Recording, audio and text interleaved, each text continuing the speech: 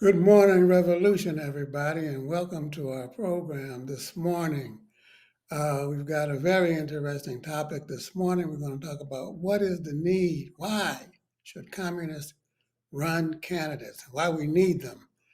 And we've got Tony Pesanovsky from Missouri, from St. Louis with us, and Bernard Sampson from Houston, and our regular now, Dom from Philly.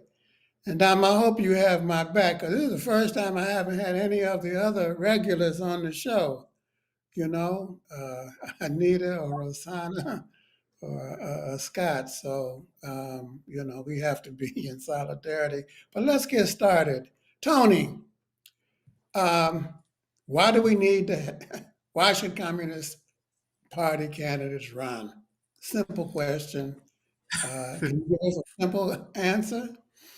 Well, so on the most basic level, why communists should run for office, one is to teach us how to run for office. I mean, it's not a simple thing to run for office. You have to build coalitions. You have to learn how to work with people that sometimes you don't necessarily agree with. You have to learn how to fundraise, and hopefully, if you win, you also have to learn how to govern. And so there's some really basic things that you have to know how to do as a communist.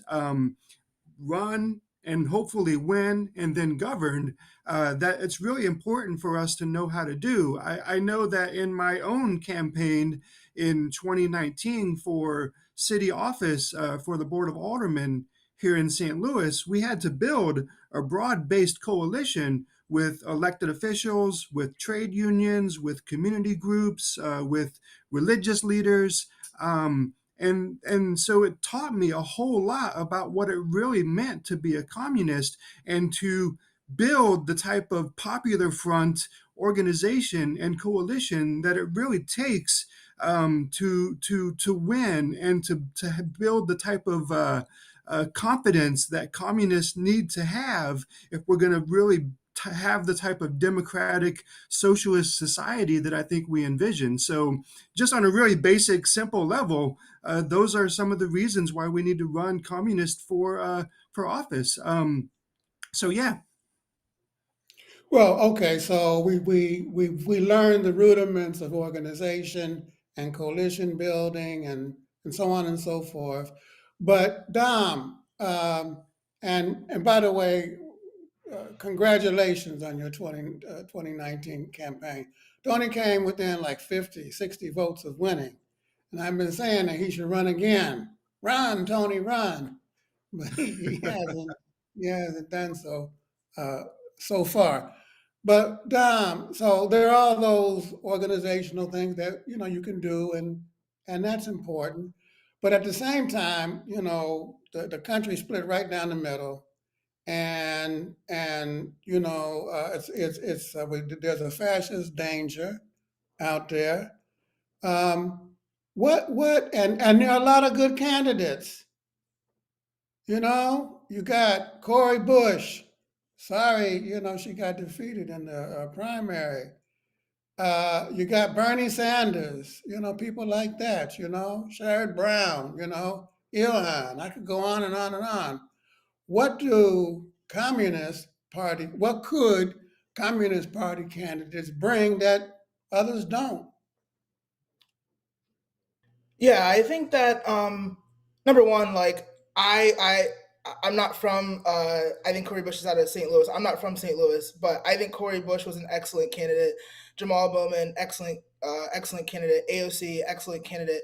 Ilhan Omar, Rashid Tlaib, all excellent candidates. And if I lived in their jurisdictions, I would vote for them. And in fact, I probably would volunteer for them. But I think that the difference between the those candidates who are good and have good platforms and communists, that I think fundamentally, because of the tools that Marxism Leninism gives us, I think we have a lot better understanding on how to navigate working class politics. And I'm not accusing them of this at all, because I'm not, I'm not on the ground there. But it's one thing to go to someone's door and say, hey, I'm for Medicare for all. I'm for, increasing the minimum wage. I'm for canceling student loan debt. All those things are, are fine and good, and I agree with them. But if that person or that community is dealing with issues that go beyond those list of policies, or don't really those list of policies don't address the number one issues that are affecting the people in that community, those things really mean nothing. And I feel like some of those candidates, and again, I wasn't on the ground there, so I don't, I can't really speak to that. But I feel like a lot of times, just these progressive candidates oftentimes come with just a list of policies that don't always address the needs of that community. And I feel like, as communists and as Marxist-Leninists, I think we have the tools that Marxism-Leninism gives us. We have a better time understanding the needs of working class communities and the needs of the working class in general. And I also feel like a lot of times Marxist-Leninists or communists, and I've seen it here with Seth, who was a friend of the party, member of the party who ran for city council here. I think that we have a lot better understanding of these democratic issues that affect the oppressed people in our communities, the minorities in our communities, to address their needs and their issues and to tie it to the sort of economic side of things. So I think it's really, really important that we start to run and continue to be involved with these progressive campaigns as much as we can. So we focus on working class issues. We bring that to the table. We bring a national perspective to the table. We bring the fight for unity to the table, and we have a sense of who the enemy is, right? I mean, there's the ruling class in general, of course. Everybody knows that. But there is also the fascist danger. And if we would run, Bernard, I imagine that we would focus the center of our fire on the fascist right. And you got people like Cornell and Jill Stein and a number of those candidates who seem to focus the center of their attention on the Democratic Party. It's almost like they're trying to get them defeated. I hope that's not the case. So, but Bernard, with respect to the party's electoral strategy,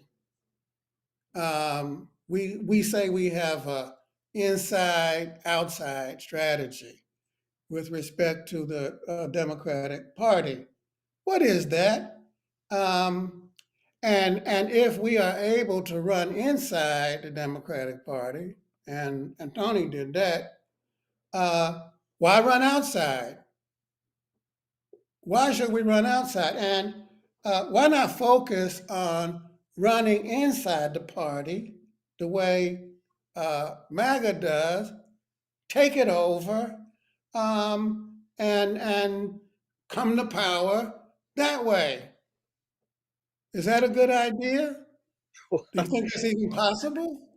Uh, I think it's impossible to take over the Democratic Party.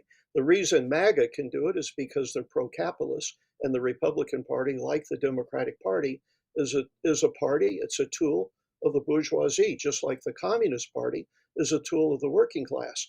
But I think the inside-outside policy is a correct policy. It basically means, for instance, here in Texas, it's illegal for us to be on the ballot. I think there's 15 states where it's illegal, including California. I remember working for Angela Davis and Gus Hall, and they had to run as the Peace and Freedom Party to actually get on the ballot and run for president. So, yes, we have to adapt to the limitations the capitalists put on us undemocratically. So, yes, we run in the Democratic Party here in Texas, and it makes perfect sense in other states, even where we can run independently, sometimes to do that. And I think that's just a pragmatic question. But we also need to run independently as well. And a lot of elections are nonpartisan, and party members can run in those as well. And I think we need to take advantage of those. A lot of those are like running for city council, for instance. Sometimes here in Texas, it's nonpartisan. And there's other positions like that as well. It doesn't mean we always have to run openly as a communist. Of course, in some states like Texas, where we're illegal, we can't run openly ever, but we can run independently. And most people know who we are. We have people elected here in Texas, but they've run as Democrats, and and they've been red baited, but we still get them elected because we fight. We learn how to do the elections. We learn what Tony was talking about. You have to learn how to raise funds. You have to learn how to build coalitions, etc. The reason that we can't take over the Democratic Party, a great example is Bernie Sanders. Bernie Sanders could have possibly won in 2016, but at a certain point, he was doing so well that the leadership of the Democratic Party, the people that fund them, everyone from the military industrial complex to, the drug people and everyone else, they got together and said, we have to stop them. And they mobilized their forces and they literally stopped them. They said, we're not going to have a person who's a socialist or an independent become the head of the Democratic Party in this election. And they put in, as we know, who they put in.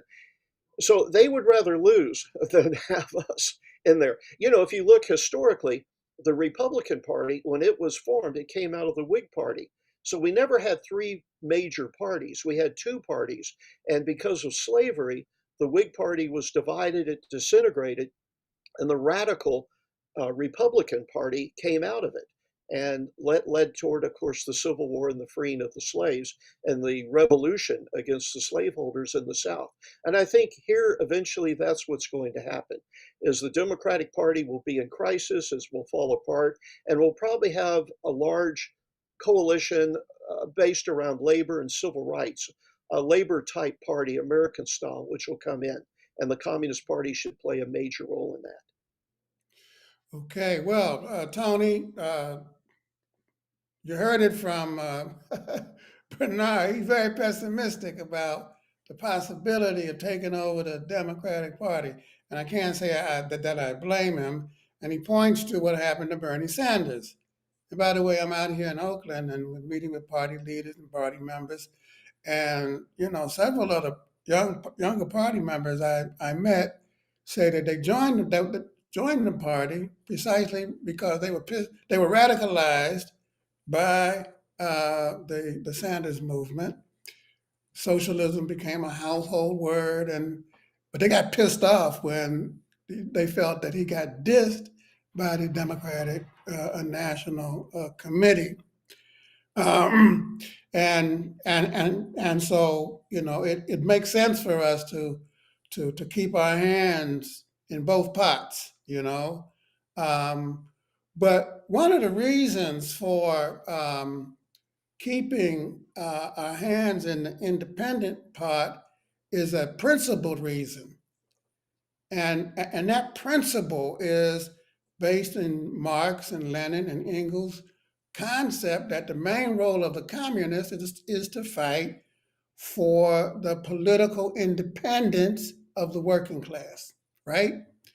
And there are many forms of that political independence. There's ideological independence. There's organizational independence. There's financial independence. And if you put all of your time and effort in the Democratic Party pot or any other party, it's kind of hard to achieve that political independence for yourself and for your class. Do you agree or disagree? Yes, yes and no. I Uh-oh. think it kind of depends on the circumstances and the situation. It's a big country, and every uh, community, club, district is different. And so, if you look at things in a macro sense, I think you're right. I think we're in a situation where it's going to be really, really difficult, like Bernard said, to build independence within the Democratic Party. On a local level, though, if we're talking about, for example, again, my experience, We look at a neighborhood level, a city council level, a ward level, and you go to your neighborhood ward meetings, and there's a half dozen people there. You can build independence in a ward level within the framework of the Democratic Party. You can build independence within the framework of a trade union that has some constraints, but you can still build independence and have that working class perspective and framework. And so I don't know that it's an either or. I think it's a both and. I think looking at this within the context of how do we build independence um, and find the situation and circumstance that is unique to the community, state, district, region, and there isn't a one size fits all kind of scenario. And so I know from my situation, in the ward that I lived in 2015, voter turnout was only 350 votes total. And we're talking about a ward of 12, 15,000 people. And so when you have voter turnout of 350 people, you can think of political independence a bit differently than if you're talking about a ward the size of Seth's ward in Philadelphia. And so we're able to increase voter turnout from 300 to 15, 1,600 voter turnout in 2019. Political independence looks a little bit different. And so I think we have to think about things within the context of those in a micro sense, not necessarily in a macro sense. And so it's a little bit different when you get down to the nitty gritty. So it's a yes and both, sometimes maybe, and there isn't a one size fits all scenario, I guess is what I'm trying to say. Well, I would agree that there's not a one size fits all situation, but at the same time, there are stages of political independence. Um, but isn't it also the case, Dom, that you don't have the possibility of building for independence in your own name and in um, your own right um, for your own purposes because you are subsumed in a mass political party, which by definition is an all people's kind of front. It's a multi-class front, you know, and we are uh, confined in the United States to these mass parties, to a two-party mass party system. We're confined to a two-party, and the whole god darn thing is set up and restricted so that nobody else can run, or they make it extremely difficult. You got to raise $1 billion to run a presidential campaign. You got to collect tens of thousands of signatures to get on the ballot, and and and so on and so forth. And yet, Tony's point about the what you can do on the local level is well taken. And because there are forms of political independence at the local level, like the Working Families Party in Philadelphia, with which you're familiar. Are there lessons for us in terms of what the Working Family Party does, in your opinion? Yeah, and I think both Tony and Bernard are both correct in that the Democratic Party, like, it depends on what you mean by taking over.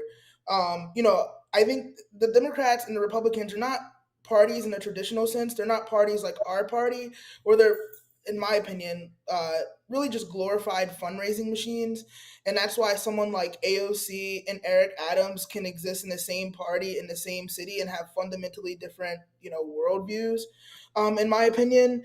Um, and I think that, the reason why Working Families Party here in Philly was successful is, I think, twofold. The first reason is that the Democrats have had hegemony in Philadelphia for decades, and over that time, the GOP has just not been able to really gain really any power.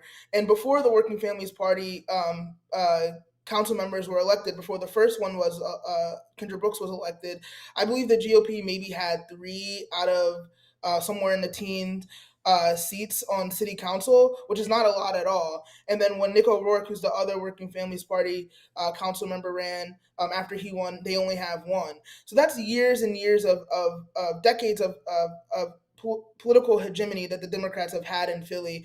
The other reason is that the Working Families Party, they didn't work completely independently of the Democrats. They organized within the progressive base within the Democratic Party to cultivate enough of a mass base in our city to be able to stand independently and win their race. It wasn't that they, something that the Greens do, and I don't want to get in trouble here, but they didn't get up on a soapbox. I think I said this a couple weeks ago. They didn't get up on a soapbox and just start spouting off ideas, and those ideas just really captivated people. No, that's not what happened. They organized within the progressive base of the Democratic Party and got Democratic Party leaders in our city to endorse them, and that meant something to the base of those Democratic Party leaders to be able to go and vote for the Working Families Party candidates like Helen Gem, and even Josh Shapiro, who's the governor of our state, who I don't know if I would necessarily call a progressive in the way that like Helen Gim is or AOC is, but I think he recognized the power of the Working Families Party here in Philly and in Pennsylvania generally, and he made a political decision to endorse them, which benefited us. And beyond that, the Working Families Party and our party here locally have a really good relationship. I remember I sent two members off to meet with Kendra Brooks' staff, and the staff member said, I think they were feeling a little bit skittish in that meeting, and he said, anyone in the movement with two brain cells to rub together knows the power and the history of the Communist Party, and respects the Communist Party. So we have a good relationship with them here, and I would encourage other, if it makes sense, other clubs and districts to reach out to them. Because I agree with him, and I think that he's right that anyone in this movement knows the history of our party and the strength of our party, and the strength of our analysis. So I would say go for it because it's been beneficial for us here. One of the nice things about living in New York City is that I get to be able to vote third party anytime I want because I can vote Working Families Party line up and down the ballot. Bernard, question. How do you make the choice about whether or not to run and how to run? Because Tony's right, and you're right. It depends on the specifics of each local situation. Should you run alone, or do you need a coalition? There's a feeling among some in our party that you should only run in a coalition. Do you agree with that? Um, do you? Well, again, I don't think there's one rule for everything.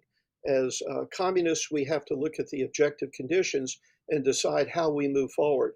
A coalition is an interesting thing because the coalition depends on the balance of forces. It's a dialectical question. How does the party grow? Well, the party only grows by being in coalitions, whether it's a trade union coalition, a non electoral coalition, etc. That's how it grows. But what we're able to influence depends on how weak we are and how strong they are. And in the beginning, we're the ones that usually have to compromise to build a coalition to get where we want to go. But being in that coalition and building it and doing what Gus Hall called the Communist Plus, we build our own forces to where eventually, instead of us being here and them being here, it begins to go like this. Until we have more influence, they have to compromise and we compromise less. And that's totally a Leninist policy. By the way, Lenin was very clear on that in left wing communism, that it's not a problem when you have to compromise because you have to. The opportunist is a person that compromises when they don't have to. And we've seen plenty of that. And yes, I think coalitions are extremely important for party members. How can you be a communist and run for election if you're not part of a coalition working in a mass movement? I mean, that's what communists do. If you're not in a mass movement, then how are you a communist? If we look at the phony left, they run candidates all the time and they say it's just to get out propaganda. They have no coalition, they have no support other than their own members. Well, we're not like that. We're a real party, not a phony party. And so, yes, I think coalitions are very important. Not to say that in a small town somewhere, a party member may decide to run to put out propaganda to begin to build a coalition around an electoral thing. The other thing is, and besides running our own candidates, the other thing that we've done, and we've utilized it here, is that we've recruited people that are running for office. And so by the time of the election, sometimes they become party members. And again, that's part of building a coalition. We were working with a person here who did not win, but by the time close to the election, he took me aside and said, "Look, I'm reading Lenin. So yes, if we're not there, nothing will happen." So I am for coalitions 90% of the time. 90% of the time. 90%. But Tony, what about protest campaigns? I mean, don't they have a role to play? Or campaigns designed to run on the issues in order to push the conversation to the left? And we know of a number of instances, you feel me, when that has happened. Um, um, do they have a role? Absolutely. I mean, if we look historically, I spent some time researching, Charlene Mitchell's campaign in 1968 for president of the United States. You have this really amazing historical moment in 1968 where a black woman communist, the first black woman in U.S. history to run for president of the United States, and it was well known going into the campaign in 1968 that she wasn't going to win. But that wasn't the goal. The goal was to push the issues. The goal was to provide a platform by which the major candidates were not talking about the escalation of the war in Vietnam. The major candidates were not talking about the upsurge of the student protests on the campuses. The major candidates were not talking about the Black Power, Black Liberation, civil rights movements that were upsurge at that time. And so all of these things were taking place. And so Charlene Mitchell's campaign, and then later on, Jarvis Tyner and Gus Hall's campaign and Angela Davis's campaign, all of these campaigns provided a platform to talk about issues that major party candidates were not talking about. And I think that those campaigns provided a platform to push the issues and introduce people to the Communist Party who otherwise would not have been introduced to the Communist Party. And so I think you have to look at the particular moment in history to find out if that was the correct strategy at that time. And I think at that time, with the escalation of the Vietnam War, with the energy surrounding the campaign to free Angela Davis, with all of these kind of historical objective situation that was taking place at the moment, it was the correct strategy, I think. The emergence of the Reagan era right wing, and then we had to reassess and kind of figure out, okay, well, maybe we have to change and shift to defeating the ultra right and the emergence of that danger. And so I think you have to kind of assess and look at the objective factors, but there is a historic precedence, I think, for why we did and run communist candidates as protest candidates, and it was effective at that time, and I think did serve a really important purpose to raise issues that major party candidates were not talking about. I remember that debate very well, when we decided not to run to field a presidential campaign. And it was in fact because of the growth of the fascist danger. And Gus, the two-time candidate for us, who was the one who made that argument, and nobody agreed with him. Maybe George Myers did, and it took two meetings. They had to table the discussion. I imagine Gus went to the back room and had some conversations with some people, twisted some arms, and debated the issue. And then finally, at the second meeting, they passed the resolution. But Dom, we haven't run in a long time, man. We ain't. You know what I'm saying? And I made the point many times that you really can't be a political party if you don't run candidates. Um, I don't know if I'm overstating the issue or not, but my fear is that what happens is that you end up tailing the Democratic Party. Um, don't you think that in order just to raise the profile of the party, to put his name out there and platform. And by the way, we have an electoral platform, and you can go to cpusa.org and check it out.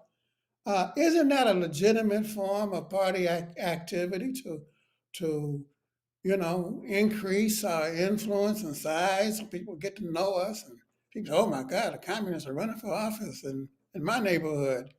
What are they about? No? No, I think we're Marxist-Leninists, right? So we do it when it makes sense. We do it when there are instances where a protest candidate makes sense. Perhaps there's a Democrat running unopposed, and they're thinking, oh, I'm a shoo-in. I'm not gonna I don't have anything to do. I'm gonna kick my feet back and just win this race. Or even a Republican running unopposed. I'm gonna kick my feet back and win this race. And in those moments, say absolutely not. You're not gonna kick your feet back and win this race and run on nothing. We're gonna challenge you and put our program up against yours and see what people think. And then there are also instances like here in Philly where the laws say that there absolutely has to be two minority candidates on city council. And right now it's Working Families Party. We have a relationship with them, and that's great. But who's to say in to 4 years, 5 years, 10 years, however long that we might say, you know what, the communists have we have a coalition that we believe can win, and we don't think that the communist name is going to spoil us, and we believe that our program is better than the GOP program, the Democrat program, and the WFP program, and we're going to run. You're not going to kick your feet up and think you're going to win this race. There's also, fusion voting, right? So, Bernard talked about coalitions, and fusion voting exists in a couple of states. Perhaps we say Working Families Party, hey, look, we believe in the same things. It's 2024, 2026. People aren't going to be moved or have a visceral reaction to the word communist. Let's put one person on both ballot lines and see how they do. So, you have to think tactically about this question. I think and stick to the national program. We don't want to run a Communist Party candidate and they're talking about stuff that no one cares about because they have their own conceptions of what it means to be a communist in their head. We don't want to give any false impressions about what we believe.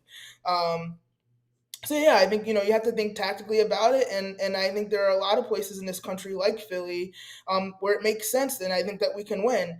And there are other places where, like I said, there are bourgeois candidates who think no one's running against me. I'm going to kick my feet back and I'm going to win this race, and no one's going to care. I don't have to talk to my constituents. I don't have to care about the working class. And communists have to have the courage and say, absolutely not. I don't know if I'm going to win, but I'm going to make you care about the working class, and I'm going to push this working class agenda forward and make you speak on it and tell your constituents what you believe.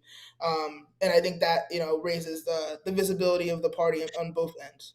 So we have to be tactical. That's what you're saying, and scientific, and we have to do what is appropriate in each particular situation. Bernard, good points. Bernard, I want to wrap up by talking about the importance of a Communist Party platform, Communist Party program.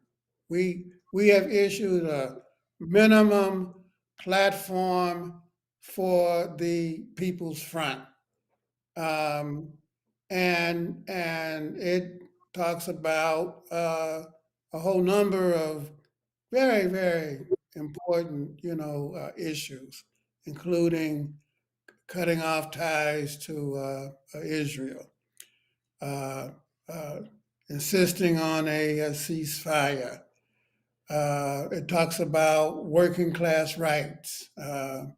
Talks about the need for a national health service or Medicare for all, and so on and so forth. And we published that platform on the website and a number of different, social media, Instagram, X, so on and so forth. And somebody made a comment on it, and I want to read it to you. They said, "This is the minimum platform that y'all got, and yet you all will go out and donate and volunteer and vote for candidates that do not even support one policy plank on that platform. Why do y'all do that?" How would you respond to that, Bernard? Well, of course, first off, let me start with a minimal program is at what stage we're at in the revolutionary process. And we're not close to a socialist revolution of any sort at this point. We're in a defensive mode or offensive mode in fighting fascism. And so we need the broadest unity possible. And our minimal program is exactly that. And that program can help move candidates who are not our candidates, move them to the left through coalition building. And I think that's extremely important. I'll give you an example. We ran, when Beto ran against Ted Cruz, he was the darling of the Democratic Party, and we ran a candidate against him, a woman of color, and she ran, and she was red baited through the whole campaign, but she got 260,000 votes. It forced Beto to take a private plane from El Paso to Houston to meet with her to get her support because she had 24% of the vote. And she said, "I will support you if you move to the left on these issues." And he agreed to it. And then when he campaigned, he put her on stage with him when he spoke.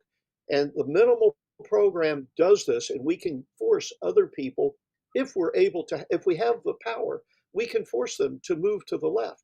Our program will change as the objective conditions as they change, but we have to adapt. It's not one program for everything. By the way, one thing is I think the minimal program was missing one thing, and that was the cancellation of student debt. I think that was not on there, and I think we should put that on there. Absolutely. I don't know. Good criticism. I don't know how I missed that. Is YCL going to be mad at me? Are you listening, people?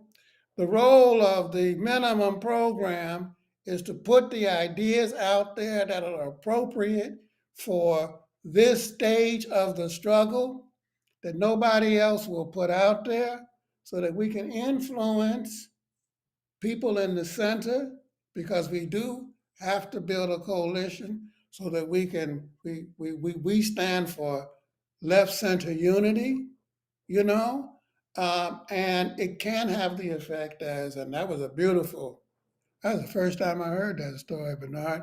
You've been keeping it to yourself. Uh, it can move some of the bourgeois candidates, and that's a good thing, because if they get elected, it can be of great benefit to working class people.